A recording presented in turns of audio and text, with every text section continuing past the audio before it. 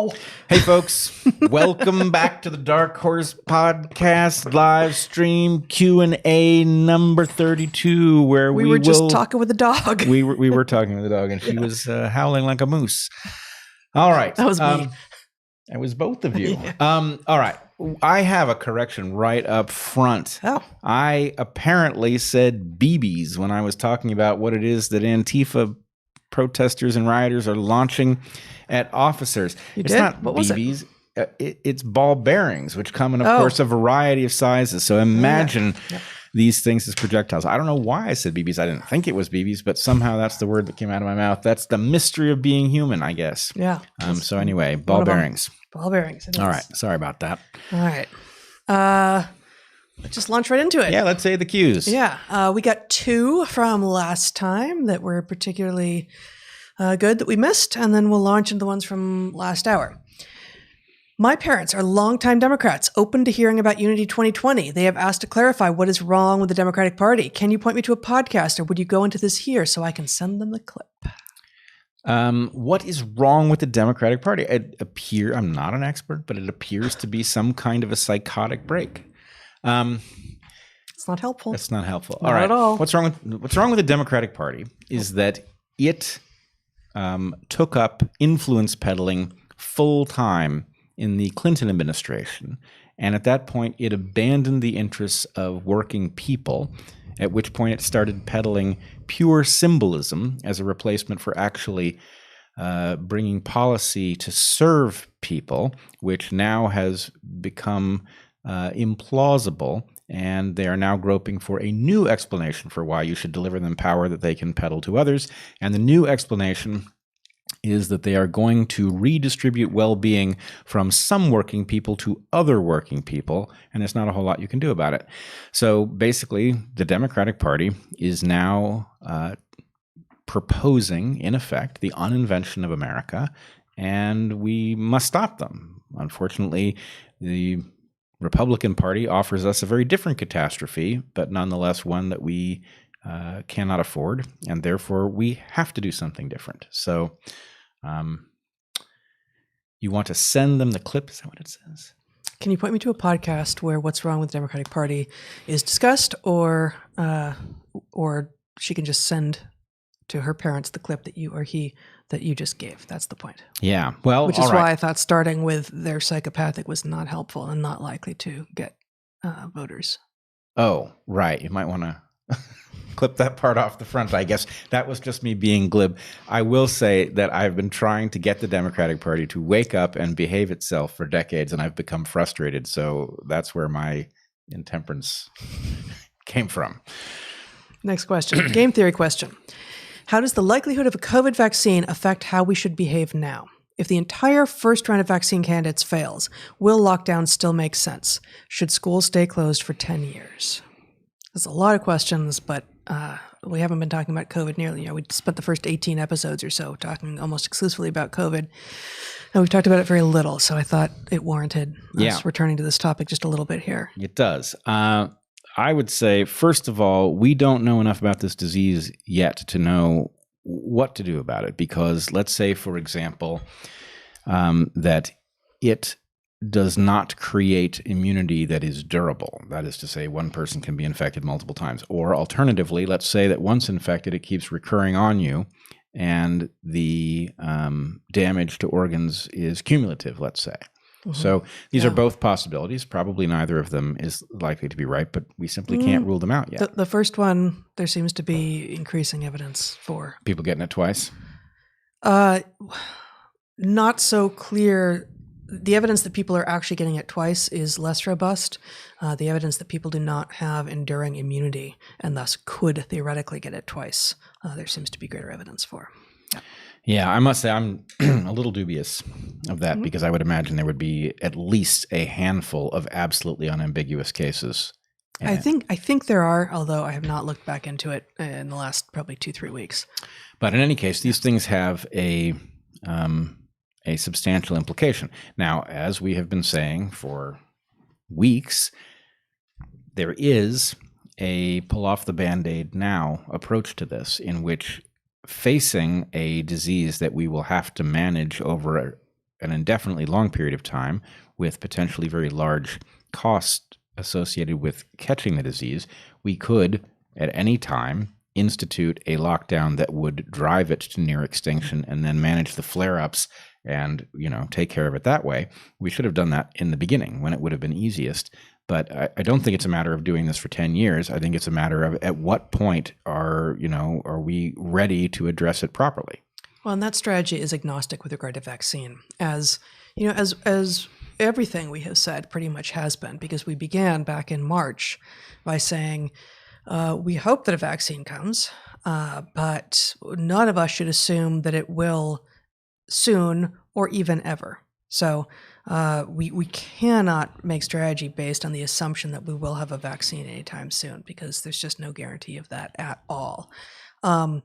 So the second question here, if the entire first round of vaccine candidates fails, will lockdown still make sense? I think there's a causal relationship between these two phrases that doesn't quite match with our sense. Will lockdown still make sense?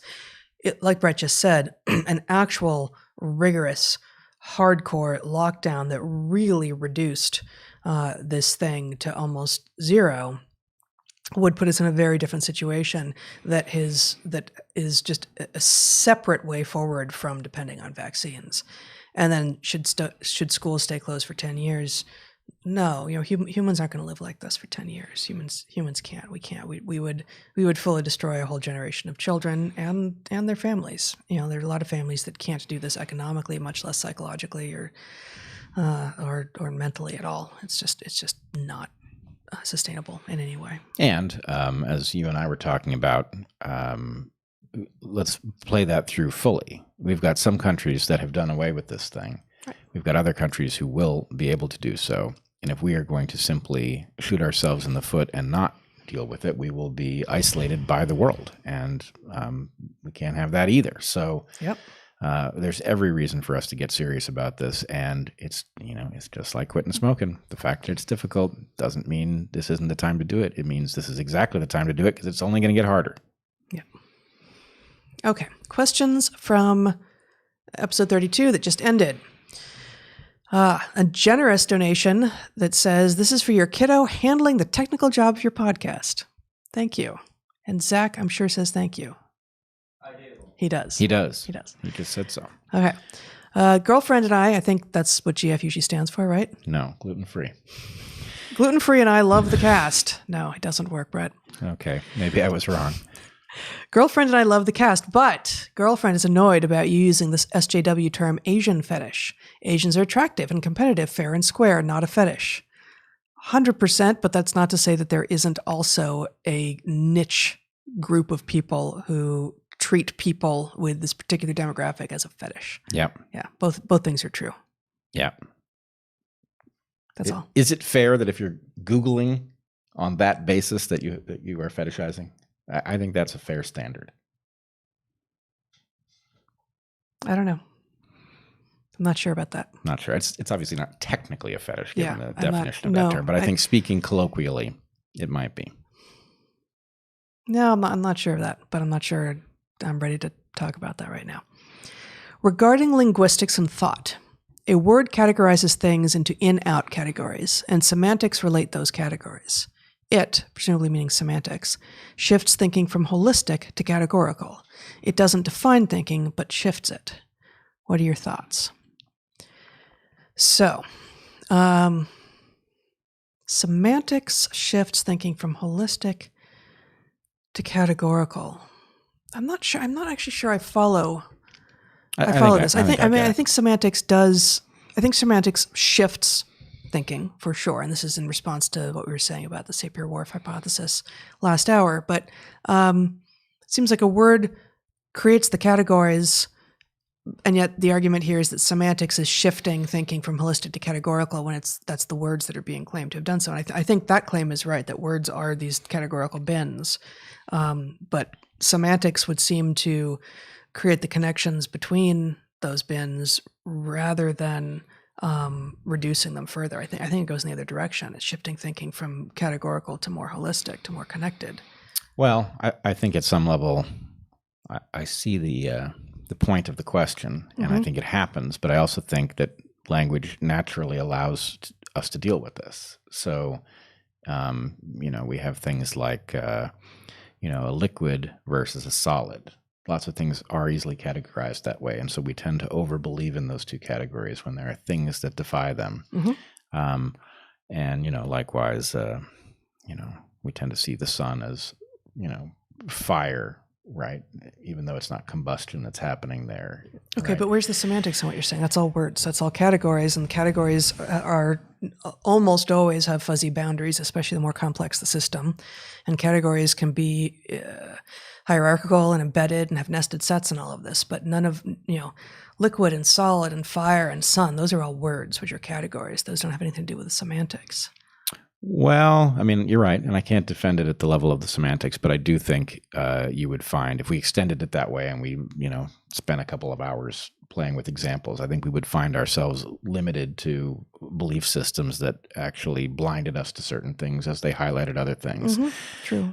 But the basic answer is once you discover that your category has a breach in the boundary, language allows you to deal with that too. So yes, it's a tool and it has its limits, but it's not surprising that there ain't anything you can't say, right? It may take you a book to explain the meaning of something that then becomes a sentence, but you can get there. And once you've done it, then language allows you to convey that thing too.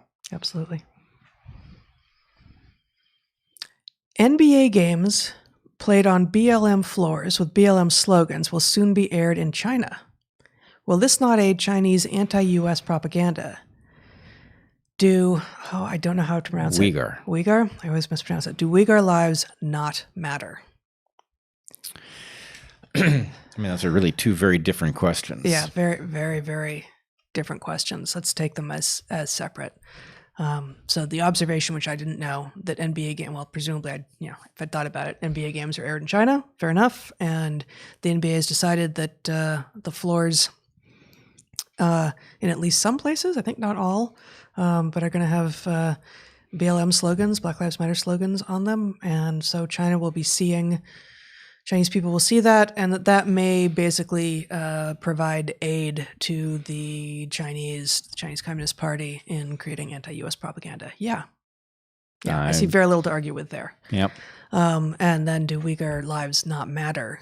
It seems to me that the relationship that is being implied by putting these questions next to each other is what is wrong with us that we cannot see outside of our own borders to actual, real, ongoing genocides that appear to be imminent, if not already underway, and are importing our own, not what it appears and not as it is named, protests into the homes of people who may actually be wondering how it is that they can resist an actual genocide. And if we can connect the two things, as we hobble ourselves, we enable the people who are engaged in what is a pre-genocide against the Uighur Muslims. So, why would we empower them, right? We're going to reduce our own power, empower them, and then they will inevitably export that insane and despicable belief system globally. So it's unacceptable. We have an obligation not to do this to ourselves. No, and it's actually really easy to make the claim then that what we're doing is in fact increasing the legacy of racism and genocide in the world by doing this. That's the dog. I was wondering if you have an opinion on quadratic voting as presented in the book Radical Markets as a solution to rent seeking in politics. Thanks and keep up the good work. I have not read Radical Markets, nor am I familiar with the concept of quadratic voting. I can only say that I've heard the term quadratic voting, and if I did know what it was, I have forgotten. So I guess we have to look into that before we can say anything intelligent. Fair enough. Dog butt on screen now. Oh, no. A good explanation of this phenomenon in our culture, I don't see what this is relating to. A good explanation of this phenomenon in our culture can be put into historical perspective by reading Ray Dalio, I think it says, book called Principles, which summarizes the economic decline of previous government over time. The U.S. is following the same trend. You know anything about this? No, I don't. I do think that there's a lot to be said for these large-scale patterns in history being predictable. You and I have talked about the strong possibility that long-lasting cultures, especially temple-building cultures, knew something that the rest of us don't about how to avoid these kinds of patterns, or at least stave them off for thousands of years. So anyway, there's a lot to be said there, but no, I can't speak to the specifics of it. Yeah. Isn't the problem not so much that the feds are there, but that they are not identifying themselves as such? This is a tactic used by security forces in undemocratic countries like China and Russia and is being challenged legally as unconstitutional. I think we have a Mott and Bailey situation here. I think that is one of the legitimate challenges that is being levied against those officers who are not, in fact, identified themselves as such, but is clearly not the only argument against the feds being in Portland. Yeah, clearly not. Now, I'm not sure why they are not labeled. That presumably has a tactical meaning. Mm-hmm. In other words, it might be impossible for them to do what they are doing if they were clearly identifiable, though it sounds to me like they are clearly identifiable based on the fact that they're in fatigues. I got to say, this part of this story, I do not even really have a sense of which side of the various stories that we've heard is accurate. I have heard very clearly from both sides. They're absolutely not identifiable. You can't tell they're police. There's no markings at all. And other people saying they're clearly marked in a couple of different places. And the few videos I've seen, I feel like I just can't tell. I see both. Yeah. So is it possible that some people aren't marked at all and some people are clearly marked? I honestly do not know what the truth is here. I don't know. Yeah. I certainly see a problem with it in the sense that if somebody who is not clearly labeled is dragging you into a car that is not clearly labeled, you actually have a right to defend yourself. Yes. Right? 100%. I mean, or, are they identifying themselves verbally, in which case can't anybody identify themselves? And, at least something. At least you got to be able to flash something, yeah, right? It seems like an ambiguity that can only create a disaster. So I'd be very curious what the rationale is. I should also say, I don't think we can be 100% certain about whether or not what we are seeing is the mechanism that was described in the first hour, or whether this is one of these terrorism things. I don't think we know, but I think it is important to know that there is a rationale whereby the federal government might not be invoking that and still be behaving this way, which I would still expect to be challenged in court, if court still even functions. And I think we're going to find out very quickly that court is going to come apart based on the fact that these same wrong ideas are going to pervade courts, and whether or not something is legal is going to depend very much on who has been accused and of what, rather than it being blind, which it must be. Yep. But nonetheless, the expected route would be to pursue it in court and to find out what the rationale is and to see whether it's constitutional. Yeah. How might those under the microscope of protesters assuage the perceived lack of justice in cases like George Floyd and Breonna Taylor in time to prevent outcomes such as mass rioting? I feel like there might be a word missing here. Those under the microscope of protesters assuage the perceived lack of justice to prevent outcomes such as mass rioting. I think, how could this arresting thing be done such that there was the expectation that injustice was not occurring? Well, but to prevent outcomes such as mass rioting, because what's happening now, the mass rioting has long since begun. So how? I think they're saying, in principle, how would you structure it so this didn't happen again? Right. And things like body cams help.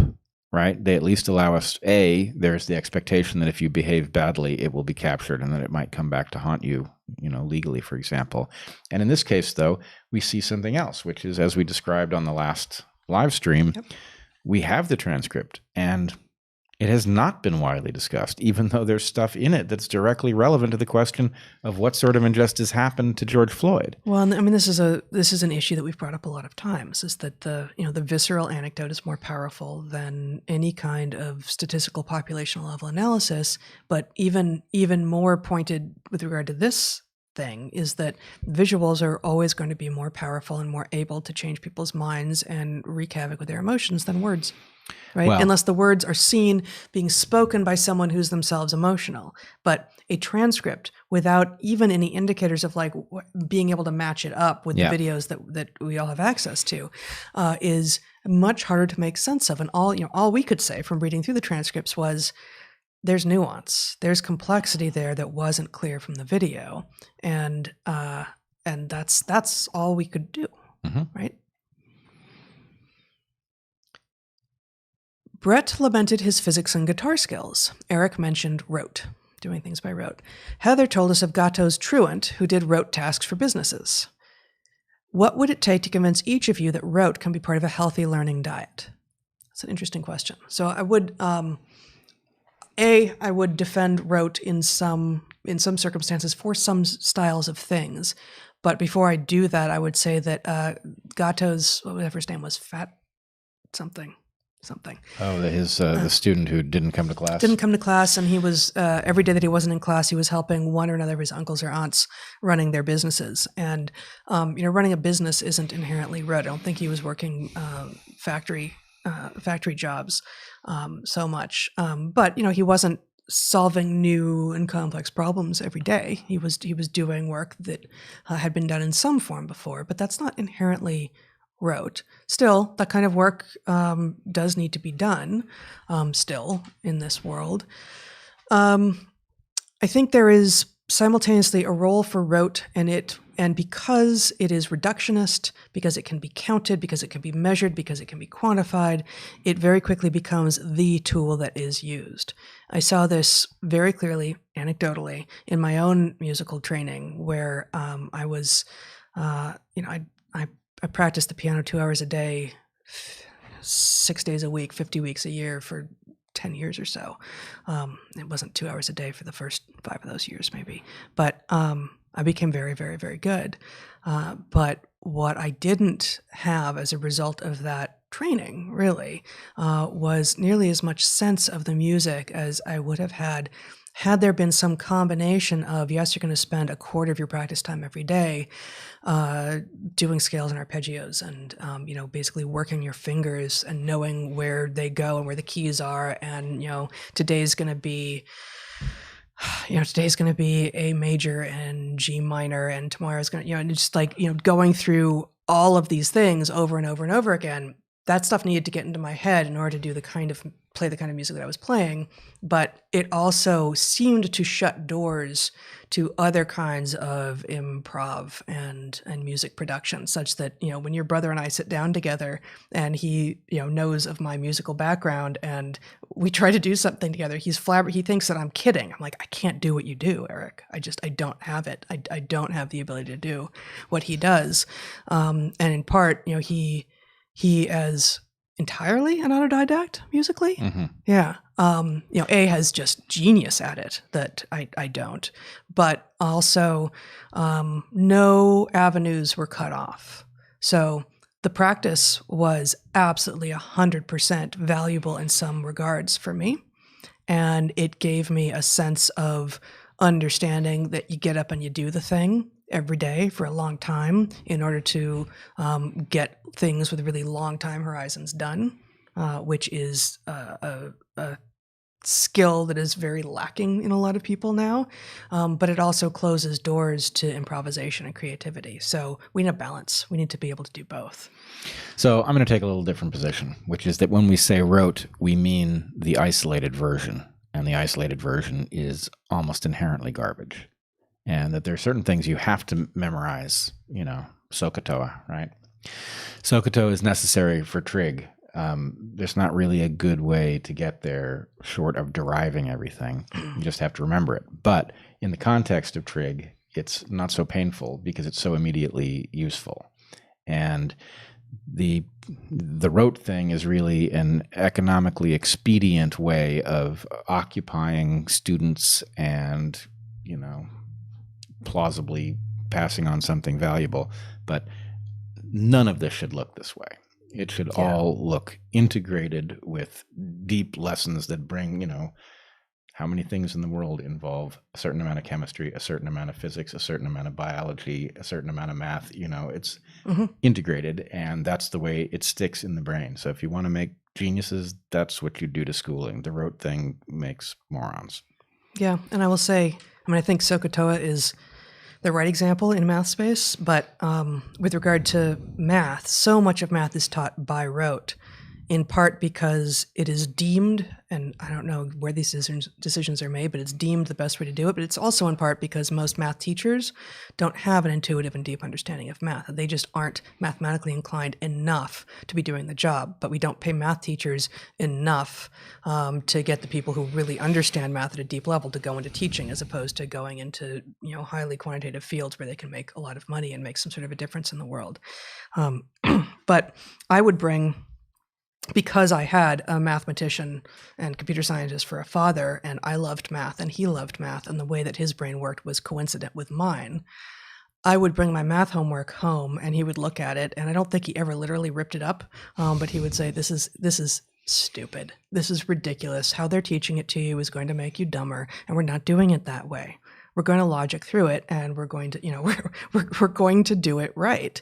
And I kept my math brain, and most people didn't. And I had the same teachers as everyone else, except that I also had my father, who said, no to the rote mnemonics memorization stuff. We're going to talk about why it is the way it is, because this is math and it's just true. Yeah.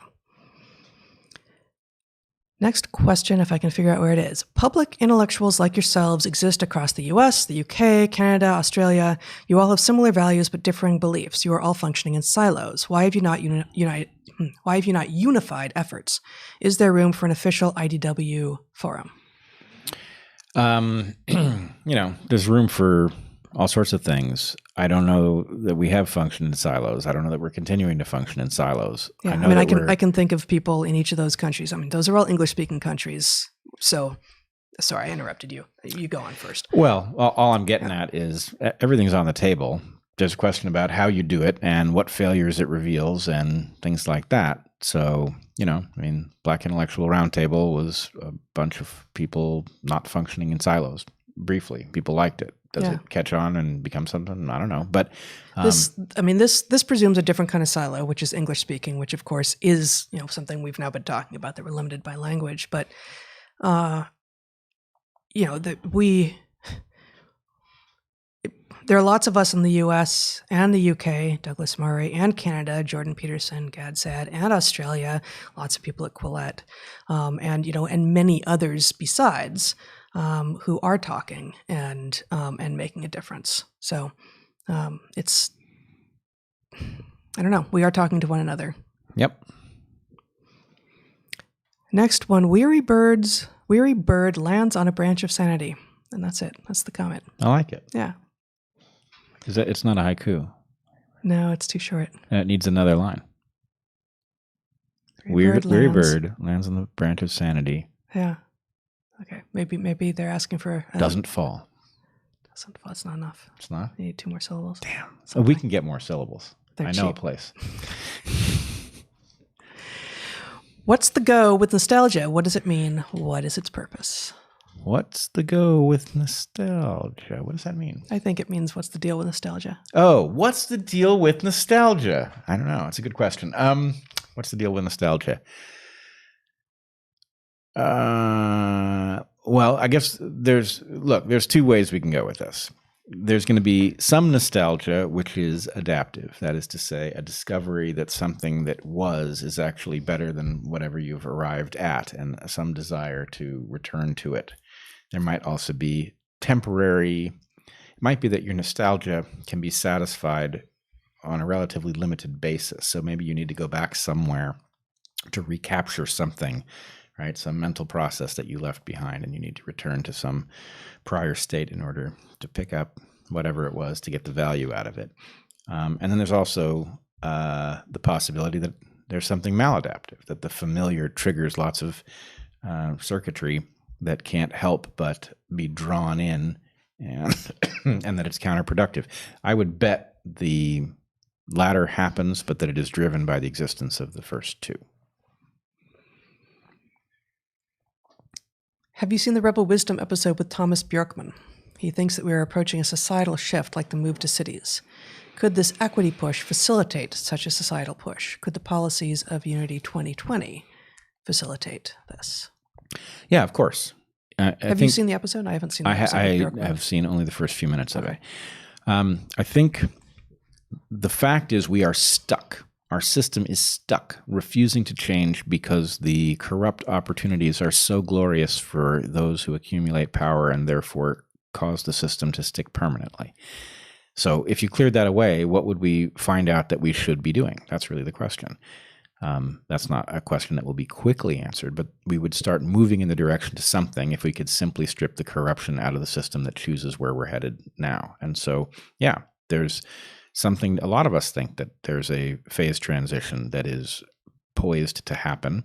I've said it would take 3 generations to get where we are going, that we could start very quickly, but it would take a lot of time just based on the way human development works to get a new system and a generation that was native to it. We will be expats in that new system if and when it happens for 2 generations. So anyway, yeah, these things are quite possible. It's not the point of Unity 2020. The point of Unity 2020 is to strip away the corruption. But I have no doubt that if you did that, we would find that there was a lot of opportunity that we've been blinded to, and we'd be fools to miss it. Next question. We had a similar story in the UK. The lefty BBC screened a documentary on the fact that the countryside is racist, they claimed. There was a campaign in the UK to defund the BBC, which is funded through a household tax. Should they defund?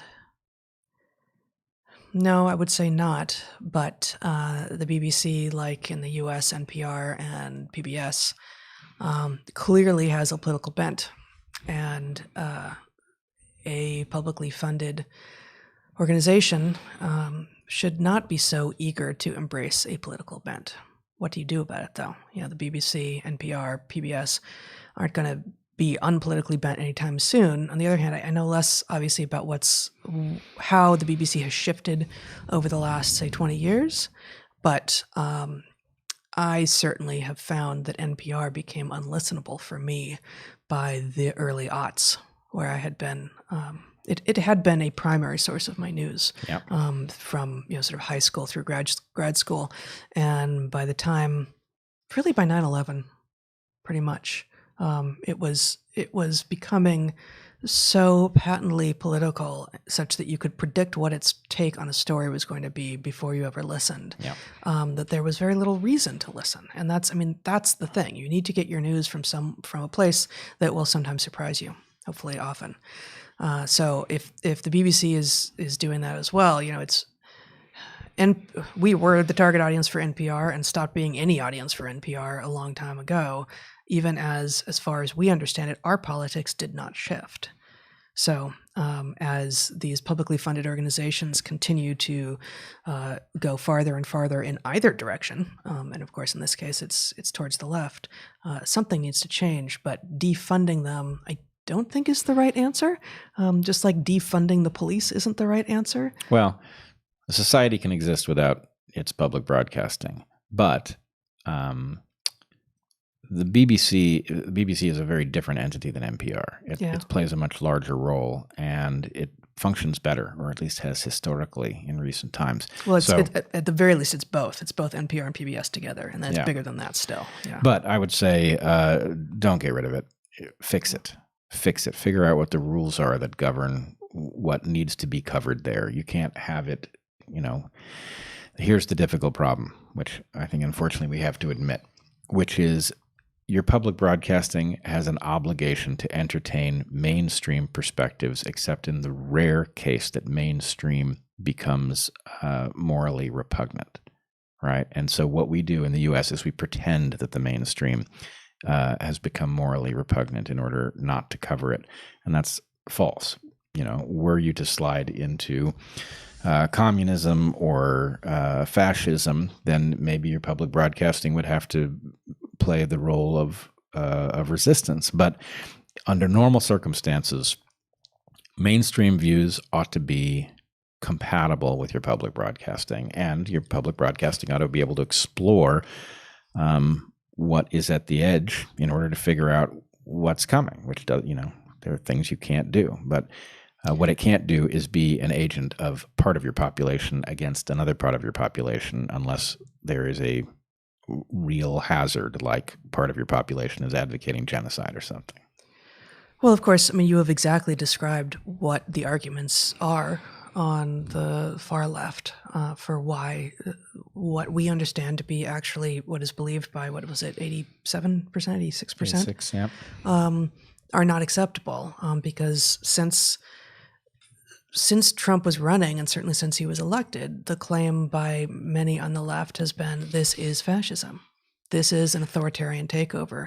And so, the question, just to steelman their point, how would you know when it's happening? I don't think it's happening. Well, I see no evidence it's happening, but how would you know? Let's put it this way. In this case, we know it was garbage, okay? You and I have dealt with plenty of people who are Trump supporters, are decent, are not racist. And so the claim was always garbage. What's more, those who thought that this was the beginning of a Nazi regime have an obligation to own up to the fact that they were wrong. Right? They just simply do. So whatever process it was that led people... It's exactly those people, though, who are pointing to what we're seeing on the streets of Portland, among other places, and saying, there it is. There's your authoritarian police state coming home. Yeah, but this makes me so angry. Okay, because the point is, why are they attacking federal buildings? Because they want a federal crackdown. Why do they want a federal crackdown? So that they can claim that this is the fascists finally arising just as they predicted. They are creating a self-fulfilling prophecy, and they are going to claim that it is that, no matter what it is. But you and I live in Portland. We have children here, okay? We need police to protect us. We need them to enforce the law. And this theater that is going on in our streets to pretend that everything is hunky-dory except for the fact that the feds are fascist and here they are. It's nonsense, and I don't care that they're going to claim it. The answer is they're wrong. Are there things about the way the feds are going about this that are troubling? There are. But, unless you have an idea of what should happen to enforce the law, if your point is basically these people are on the left, therefore they're entitled to do whatever they want in downtown Portland, if that's your point, I'm not listening to you because you obviously don't know anything about how things work. Right? Well, but to this point, I'm reminded of something that you and Matt Taibbi said in the early part of your conversation, which if you haven't listened to it, you should, everyone watching here, which is, his one of his points of expertise being Russia. He said, if I remember correctly, that what he's seeing here in the U.S. now reminds him of the Bolsheviks, in part because the Bolsheviks were always fringe even within the revolutionaries at the universities, and no one took them seriously, and that was part of how they got where they were going. And because their tactics were effective, and sort of no one saw them coming, so they were easy to dismiss by the people who could have stopped them early. And you responded by saying, "Okay, but this looks a lot more Maoist than Bolshevist, than Bolshevik in a lot of regards." And you and I have talked about this a lot. I think you're right, but that point is one that I hadn't heard before. This I think is very important. That the claim by the leftists, by the anarchists, by the Antifa, is that we are seeing an authoritarian police state that is fascist coming down to get us, and therefore they are helping all the rest of us see what we cannot yet see. And almost all the rest of us are saying, could you please stop? Many of us don't like him any more than you do, and some of us do, but that's not what this is. And meanwhile, we assume until right now, basically, that it's going to stop. And so those of us who were on campuses were saying, it's not going to stop. It's going to leave campus. And now it's on the streets. And, to the person who wrote on Twitter about not seeing anything like this in their, presumably beautiful and somewhat idyllic Virginia town, it won't look like this when it comes there. But it's going to creep into the schools. It probably already is in the schools and in the courts. And where do you get your media and all of that, so that we end up more and more and more polarized. And meanwhile, the equivalent of the Bolsheviks gain power. Yes. And I think at some level, you also have to put the things that are being said together. If somebody is saying, yes, men can get pregnant too, and that's a fascist crackdown, then the point is, you know what? I think your judgment on what something is might be a little off, right? It's just not credible.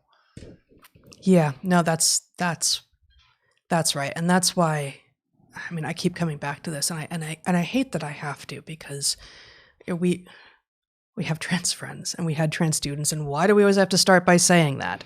But even some people we know have now, just a couple, have approached us and said, can't you be kind?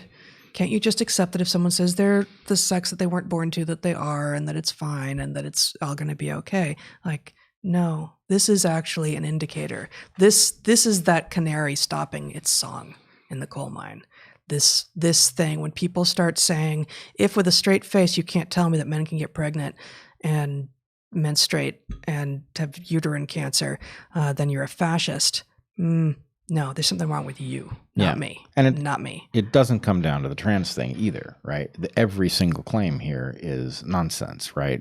All white people are racist. Are racist. Black people can't be racist. All men are sexist. All men are right. would be rapists. That if we eliminate the police, it will be like a well-heeled white suburb. That's what it looks like when you don't have I think AOC said that one, if I'm not mistaken about the video I saw. But in any case, the point is, look, when somebody keeps saying things that are patently stupid, and then they say something that you maybe have trouble evaluating because you're not in Portland, right? Then the answer is actually they've established that they're not good at describing things in real terms.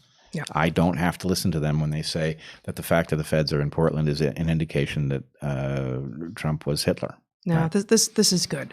Tell me 4 of the other things that you believe to be true, and let's see what kind of reality test they pass. And then, if they do, then I'll listen to you try to back up your claim that we're undergoing a fascist authoritarian regime change that needs to be pushed back against with violence in the streets.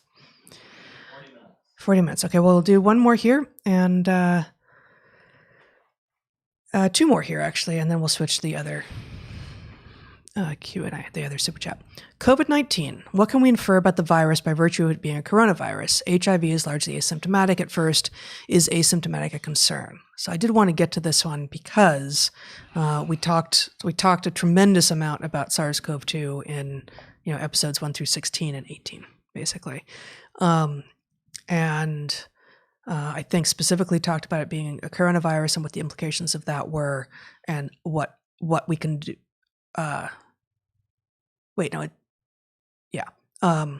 What the implications of that were in like episodes 2 and 3.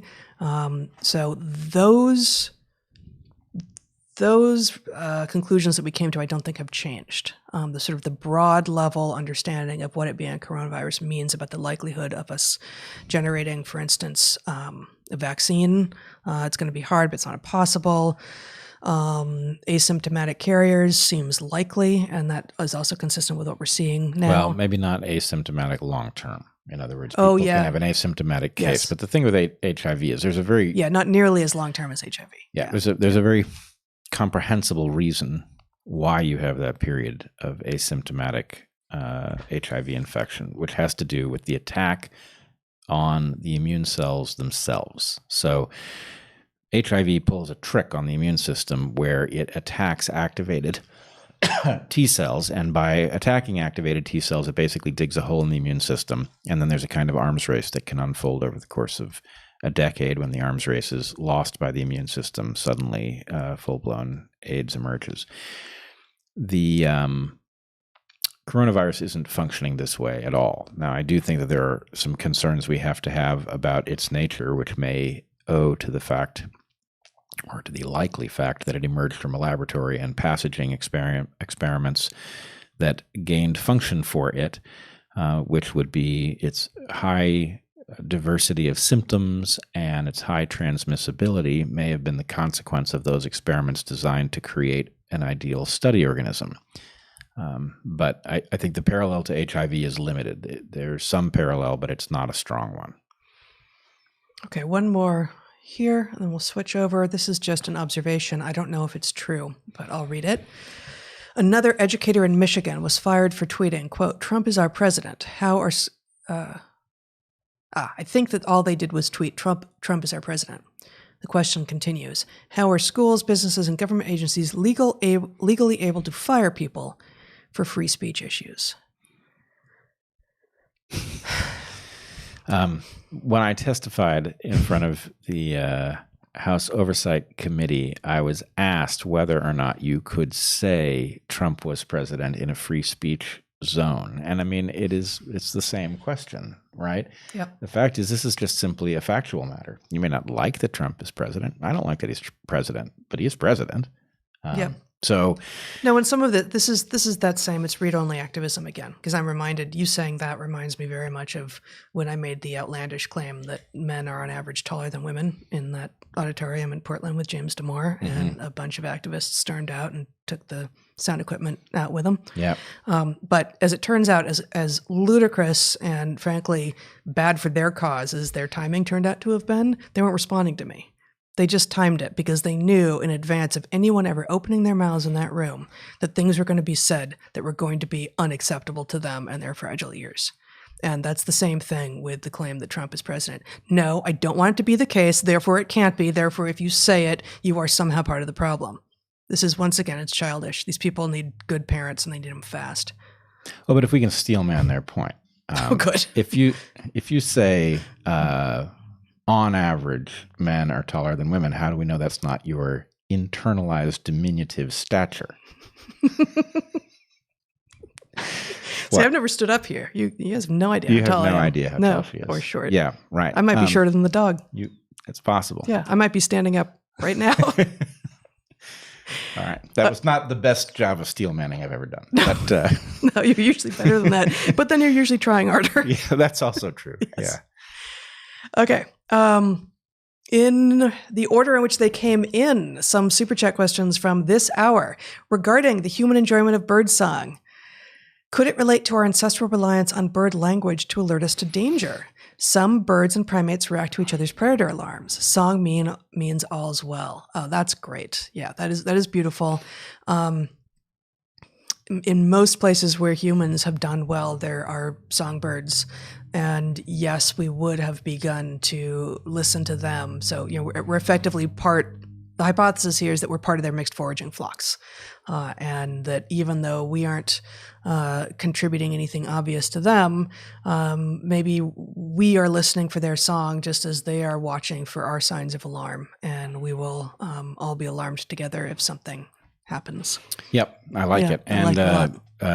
By inducing you to pay attention to birdsong, it could cause you to know when birdsong has changed. And, you can hear lots of things. Squirrels, for example, will alert you to something, that they regard as hazardous. Yep. So, Usually not the same thing as a person regards as hazardous. No, in Squirrels general. seem to have In general, a not. lower bar for alarm. I do remember. I'm trying to remember which student it was. I had a student write a paper on the concept of whether there's this pattern of people, hunter-gatherers, keeping pets, right? Taking forest creatures and hand-raising them. And the question was whether this was providing them basically access to the sensory systems of these creatures, that by developing an empathic bond, that creature then provides them an ability to see into the world the way, dogs provide us the ability to detect scents that we can't ourselves smell. Yeah. So anyway, there's something to it. Also, it might explain some of the really weird behavior that every so often somebody will post a clip of. I saw one just a couple days ago. It was a magpie was ushering, might have been a hedgehog, across a road. And it was clear that this is what the animal was doing, that the magpie was coming up behind the hedgehog and urging it across the road, right? And, Wow. The interpretation is up for grabs, but Yeah. is it possible? Magpies are, I think, corvids.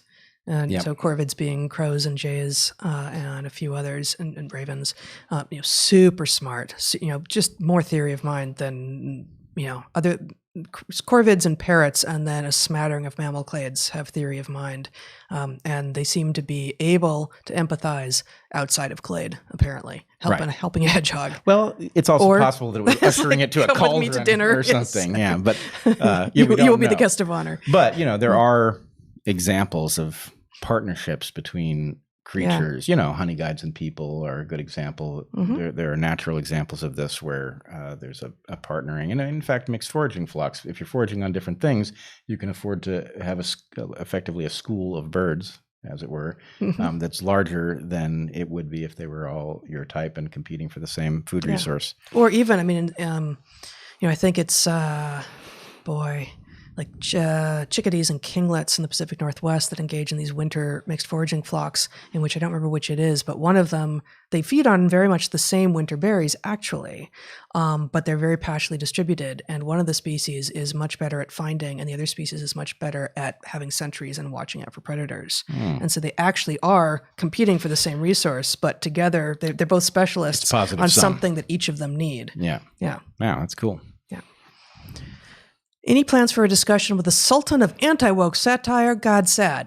Would love to see the explosion of evolutionary thinking and gallows humor. We've both been on his podcast. It was a while ago at this point, probably 2017, 2018. He's good. We like him. Yep. Gad, maybe we should talk. Yeah. Red Bull fired 2 executives who were pushing diversity, inclusion, and what is it? Equity nonsense. Sorry, when I see the DIE acronym, sometimes I forget what it means. Red Bull fired 2 executives for pushing the inclusion, diversity, and equity nonsense. I'm calling it taking the Red Bull. Have you heard of any other companies standing up? I have not. Yeah, one, a publisher. Actually, it's J.K. Rowling's publisher, I believe, standing up. Very small entity. But they've got J.K. Rowling. Yeah, right. But in terms of the number of people, I believe it's a small outfit. Yeah. But yeah, very few and far between these examples, and we'll see how they do over the long term. Yeah, I mean, everyone is feeling pressured to put up their "Don't hurt me" walls. Yeah, whether they are storefronts or if they're not storefronts, then put out a letter that explains how they've been failing and they promise to do better. And most of those are just empty words, and they're hoping this passes. And really, what we need are more people doing this. I don't know the Red Bull story. This is news to me. And just selfishly, I wish it were a company that I could get behind. But more power to them, and maybe they can then be an example for a diversity of kinds of companies, so that within each of the sectors, we can begin to see some of this stopping. Yeah. Do facial musculature and expression on both sides of one's face correlate to how one uses their associated brain hemispheres? Can we derive big 5 traits from still or moving faces? And are we wired to do it? Thanks, from Echo. Well, so here's the thing. It's interesting. There is a lot that you do not want to allow your adversaries to know about your thought process, right? And so were there readily detectable patterns, we would probably learn to detect them. And so there's a pressure to conceal that stuff. Now, there are certain places where we're not very effective at it, like blushing, right? Yeah. Why would you want to convey that you're suddenly feeling the way one does when one blushes? Well, you don't want to convey it. But here's what you also don't want. You don't want your brain to overheat. And so what happens is... Speak for yourself, man. No, I don't think you want your brain to overheat, especially if you're standing up. The dog has a comment to make on that. But the thing is, if you suddenly have to think very hard, let's suppose that you're suddenly very embarrassed and you're calculating all of the change in value that your reputation has because something's just been revealed about you in front of people, and you want to know who knows it and who they're going to tell and all that. Your brain is working very hard, which creates a lot of heat. Just the same way if your computer is working very hard, it generates a lot of heat. And so how do you get rid of that heat? You shunt the heat to the capillaries on the surface of your skin, which causes your skin to turn red, which is why you blush. So the point is it good for other people to know that your brain is suddenly working really, really, really hard? No, it's terrible for them to realize that. For one thing, if they've caught you in a lie and you're suddenly blushing and that's why you're thinking so hard, that's very compromising. Absolutely. But it's better than the alternative, which is overheating, right? And there's some ambiguity to it. Nobody knows why you're thinking so hard. It could be because you've been caught in a lie. It could be for whatever reason. So, I mean, there's to the first question. Oh, finish up. No, all I'm saying is the idea that we are accidentally broadcasting stuff through facial musculature. Certainly we are broadcasting some stuff. It is below the threshold that most people can detect it. You might be able to train yourself to detect it. To the extent that it's detectable, it's a vulnerability, so you should expect it to be backed off to a sub-threshold level. And so like that. No, I don't expect that you can, that there are reliable characteristics broadcast in that way. Yeah, I don't expect so either. But to the first question in particular, do facial musculature and expression on both sides of one's face correlate to how one uses their associated brain hemispheres? This is testable. And it won't be as easy as just going to handedness, because you don't have a switch of what tends to happen on the left side of the brain in right-handers is now happening on the right side of the brain in left-handers. But some fraction of left-handers does have a reversal of where the dominant stuff happens in which hemisphere, and a much smaller fraction of right-handers do as well. So you could actually test this by looking at whether or not there are different fluctuating asymmetries, for instance, in those tiny fraction of people whose brains are organized in mirror image to how the rest of ours are organized. I'm not sure it wouldn't be the top of my list of things to investigate, but I'd read the paper if it was done. Next question. Do human males and females experience the same intensity of selection pressure, given polygyny and gender disparities in the number of ancestors and average number of offspring produced? Are the sexes becoming more dimorphic as generations pass? This is a lot of question.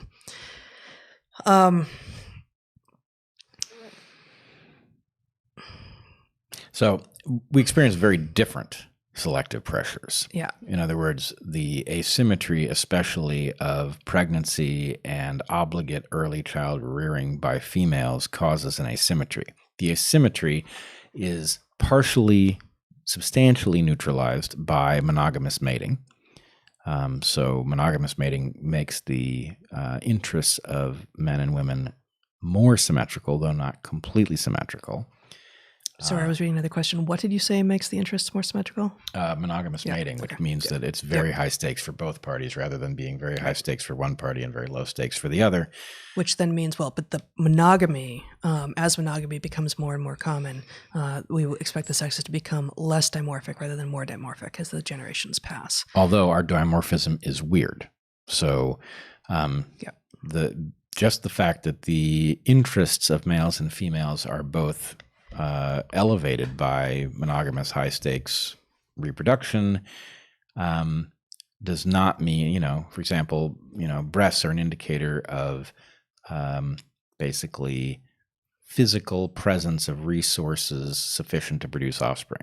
Now, you'll get a lot of pushback on that claim, but painting with a broad brush, it is an indicator. That indicator is obviously a focus of straight male attention for the obvious reason, and you do not expect it to become symmetrical because a female does not have the same interest in a male having those resources. She may have an interest in a male having different resources. Could be cognitive resources, could be physical strength.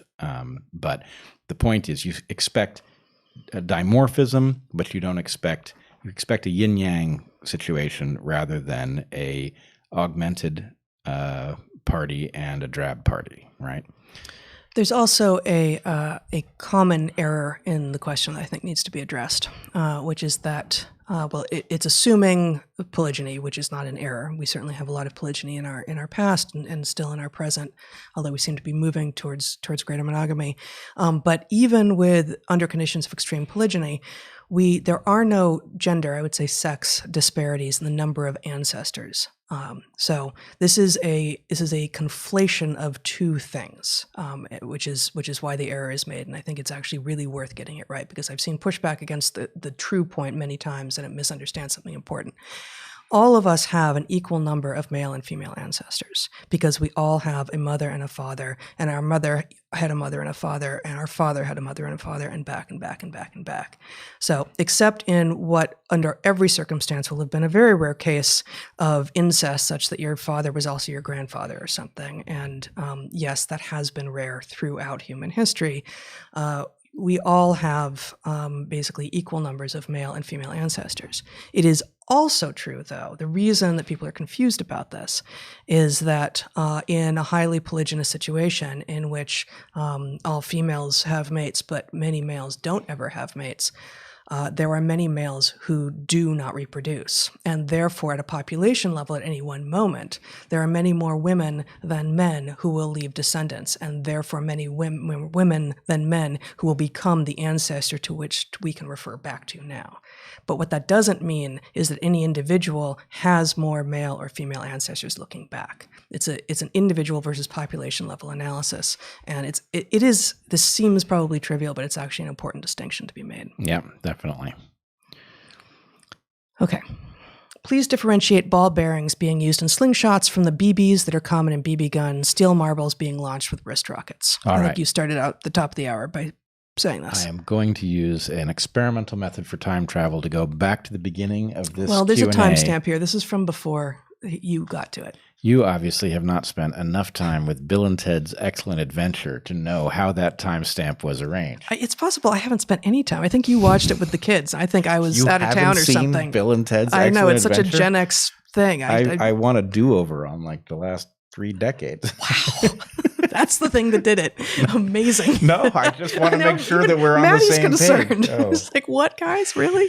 I'll watch it with you. When was that? Bill and Ted? Yeah. Must have been early mid-90s-ish, something like that. Okay, right? yeah. Yeah. It's important stuff, especially if you want to get your time travel stuff right. I see. It More has- important than Back to the Future? Back to the Future is, it's a more standard approach. It's not as much George Carlin. You know what I mean? Oh, I see. Yeah. Okay. Do you have any wisdom about Huntington's disease? Is there anything you can say about it from an evolutionary perspective and about potential for treatment? I'm going to actually, so you say what you're going to say, but I'm going to flag this and think about it a little bit because I have had some thoughts about it, but nothing is at the forefront of my mind right now. Actually, Zach, could you highlight that? The one I've got almost highlighted? Thank you. Yeah, I mean, I think there's not too much to say except that it is a tragic case in which it's a deleterious recessive trait, I believe, and that the catastrophic consequences of it happen somewhat late in life. Not all that late, but late enough that a lot of reproduction happens in advance of it, which explains in part why it is resistant to selection, having eliminated it. Now, there's a question also about whether it's tied to something positive that might account for it being even more resistant to selection, but I don't know, and it's been years since I thought about it. What is the game theory of alternative voting methods like ranked choice voting and approval voting? Do you think we should switch to a new system? Yeah, I would say we do need a new system because first past the post is part of the flaw in our system that is making it so hard to solve problems by defaulting to a two-party arrangement, which tends towards incoherence and I would argue corruption. So yes, we do need to rethink this. But that's not to say you couldn't graft something onto the system that would work with the current structure. That's the question. Mm-hmm. Could the differences in COVID infection rate across the world be explained by stronger or weaker immune defenses in different regions? Is there any data focusing on this? Seems very unlikely because humans need an immune system regardless, and you can control for any factor that I can think of. You know, it's not like it's the developing world versus the developed world, or ethnicity, or age, or any number of the things that we imagine might have some variance in immune system between. So, I don't know, and it's going to depend a little bit on where you draw the lines. There could easily be major histocompatibility differences that matter, just as there are apparently surface antigen differences on red blood cells, which are not strictly speaking immune. That's to say blood groups, right? Blood types. Anyway, there's all kinds of opportunity for molecular differences or differences in the proteases that do the cleaving. There's all kinds of places that there could be biases. I don't think we know what they mean, nor do they necessarily mean anything.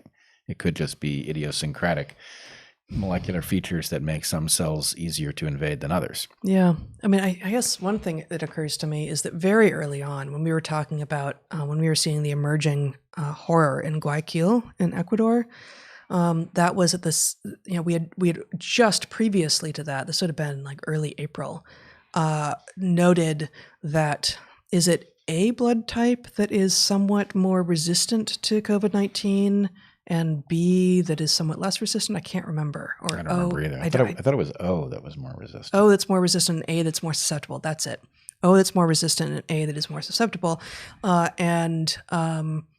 O blood types, I think I'm getting this right, are actually more common in Latin America than anywhere else in the world.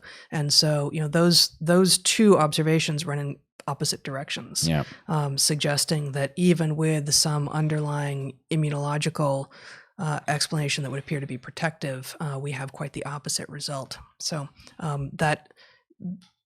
that's merely a sort of vague verificationist approach to my sense that this is going to end up having been political rather than underlying anatomy or physiology. Or sociological. Sociological, that explains the very different results that different countries are getting.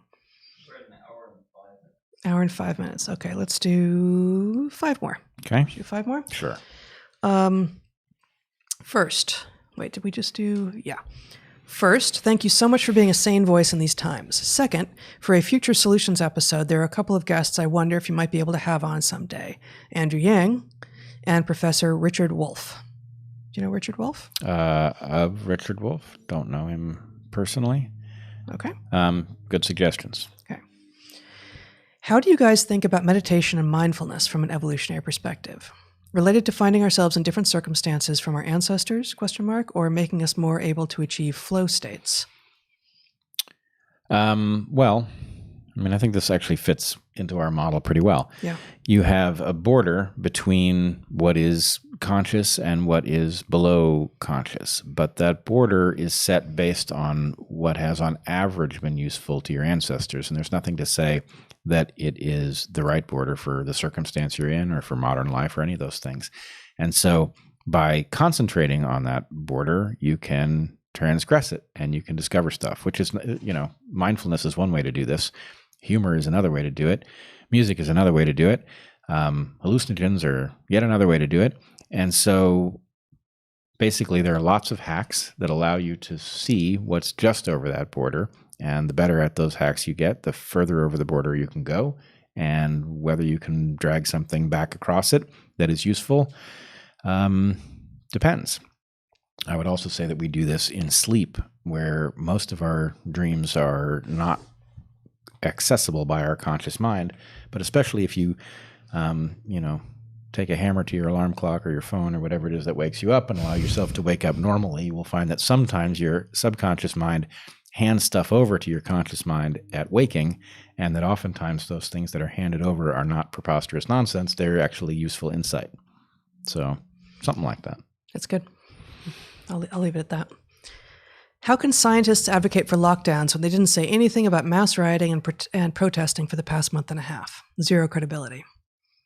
Well, we have talked about this in some depth. The soundbite being that is simultaneously deeply hypocritical on the part of, especially the well over 1,000 healthcare professionals who signed a letter saying that racism was a greater public health threat than COVID-19 currently is, which it's an absurd claim, as you say, gives zero credibility.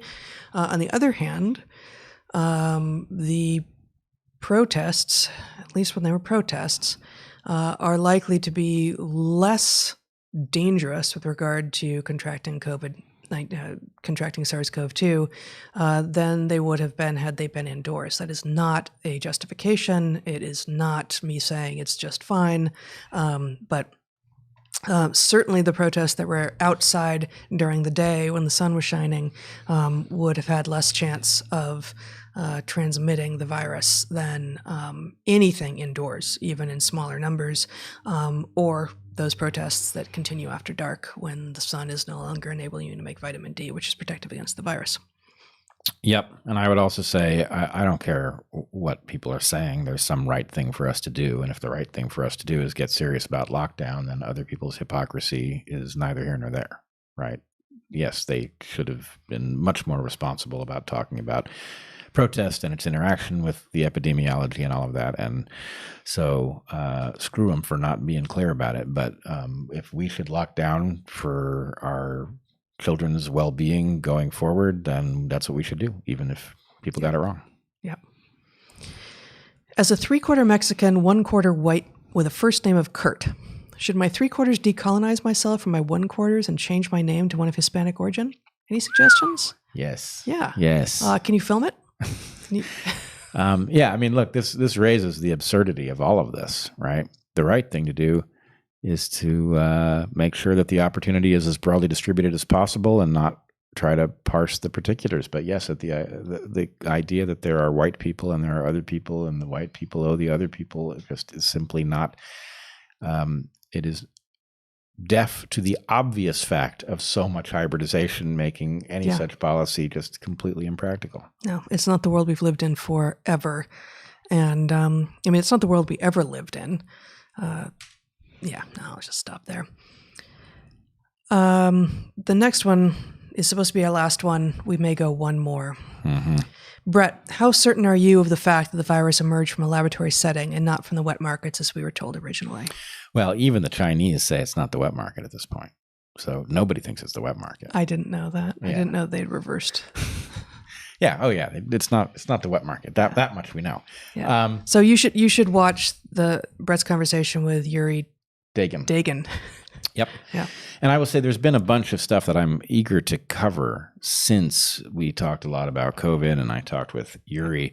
Another lab leak hypothesis emerged this week, which I found fascinating. I think it's crazy, but another version emerged, a very good paper, which argues that the missing period of time, that is to say the time when the virus would have evolved to get good at infecting humans, which is absent from our current time series, and conspicuously so. Their claim is, or it's a hypothesis, it's well presented. The hypothesis is that period of time was accelerated and took place, depending upon how you read the paper, either in the lungs of one of the 6 miners who got infected in Yunnan in 2012, or conceivably, I guess it could have gone from one miner to another, but it can't have been more than a couple of them. But the idea is that this long period of time of evolution, or this long sequence of evolutionary steps that we would expect to see, took place in the lungs of these miners, which would have been an odd place for a coronavirus to be, which would have accelerated the rate of change, and that basically a tissue sample from one of these miners made it to Wuhan, which is why it emerges there at the Wuhan Institute, or on its doorstep, because that tissue escaped. So the point is, natural virus, intermediate as a human, and it then gets transported to Wuhan where it accidentally escapes. I think this is nuts. I can't imagine that this is the right explanation, but let's put it this way. A plausible alternative lab escape hypothesis is now also circulating. It belongs on the map of various possible hypotheses. And what I would say is the number of people who are now carefully ready to explore the idea of lab leak, gain of function, this landscape is growing, and it's about time. So that's good. The question was, how certain am I? Not certain, but I would say at this point, I would say 90% chance is conservative. I think the chances are very high it emerged from a lab, and also very high that it was enhanced in that lab. And then the last part of the question was, not the wet market. Last question. Why do adjunct professors get paid so poorly? Because we overproduce PhDs, and that allows colleges and universities to hire people without committing to them, because there's always a dozen to take their job should they decide to demand more.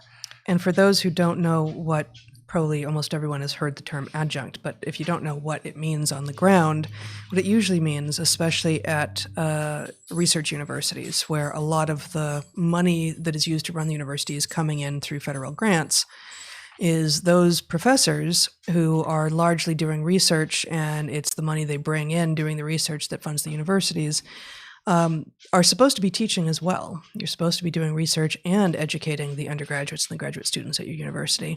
But most people aren't very good at educating, and they don't want to do it anyway, because it's not what gives them credibility in the world for the most part. And so what universities can do is hire extremely cheap labor, which are called adjuncts, who have no job security at all, and often have to work at three or four different colleges, universities at a time, teaching the undergraduates, even at elite institutions. Now, the more elite the institution, the lower the ratio of the fewer the adjuncts there are supposed to be, but there are adjuncts everywhere. So you have very poorly paid people with no health care, no job security at all, teaching even at the Ivies and the big elite state schools, because what that does is it frees the tenured professors to spend their time asking for money from the federal government in the form of NSF and NIH grants. Yep. Well, that's hopeful. Yeah, good stuff. Yeah. All right. All right. So once again, I guess we're done. Discord is available, access through both of our Patreons at the $5 level. We'll be doing a private Q&A for the DarkHorse members, which you have access to through my Patreon next Sunday. There's the DarkHorse Clips channel where you will be able to get clips of various things and more stuff coming on Unity 2020 soon. Yes? Yep. All right. I think that's it. Thanks so much for watching. Like, subscribe, share, comment, and be awesome. We will see you next time.